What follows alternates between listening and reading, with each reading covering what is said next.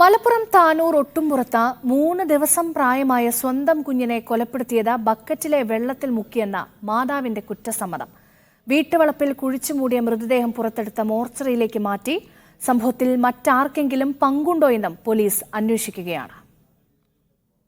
രാവിലെ പോലീസ് സംഘം യുവതിയെ സംഭവസ്ഥലത്തെത്തിച്ച് തെളിവെടുപ്പ് നടത്തി. കുഞ്ഞിനെ കുഴിച്ചിട്ട സ്ഥലം യുവതി പോലീസിന് കാണിച്ചു കൊടുത്തു. വീടിന് സമീപത്തെ കിണറിനോട് ചേർന്നുള്ള പ്രദേശത്തായിരുന്നു കുഴിച്ചുമൂടിയിരുന്നത്. Tirur tahsildar S Sheeja, Tanur DYSP V Benny എന്നിവരുടെ സാന്നിധ്യത്തിൽ കുഞ്ഞിന്റെ മൃതദേഹം പുറത്തെടുത്തു.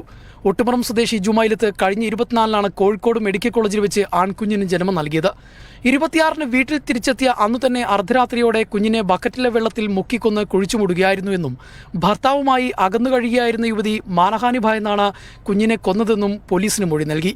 യുവതിക്കെതിരെ IPC 302 പ്രകാരം കൊലക്കുറ്റം ചുമത്തി. അതേസമയം യുവതി ഗർഭിണിയാണെന്ന വിവരം നേരത്തെ അറിഞ്ഞിരുന്നതായും ഈ വിവരം ബന്ധുക്കളെ അറിയിച്ചിരുന്നതായും പ്രദേശവാസികൾ പറഞ്ഞു. ഗർഭിണിയാണെന്നുള്ളത് 6 മാസം മുമ്പ് ഈ കുട്ടിൻ്റെ ഉമ്മാനോട് ആ അനിയത്തിയും ആ ഭർത്താവും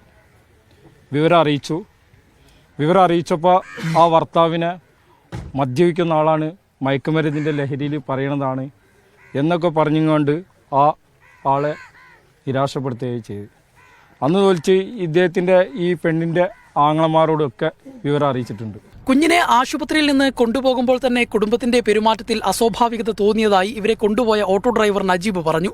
ഈ കുഞ്ഞിനെ ഞങ്ങൾക്ക് വേണ്ട, ഈ കുഞ്ഞിനെ നമുക്ക് അനാഥാലയത്തിൽ അറിയുന്ന ആരെങ്കിലും ഉണ്ടോ, നമുക്ക് ആ കുഞ്ഞിനെ അവിടെ കൊടുക്കാമെന്ന് പറഞ്ഞു. അപ്പോൾ ഞാൻ പറഞ്ഞു, അത് നമുക്ക് ചെയ്യാൻ പറ്റില്ല, നിങ്ങൾ പ്രസവിച്ച കുഞ്ഞല്ലേ, അപ്പോൾ നമുക്കത് ചെയ്യാൻ പാടില്ല.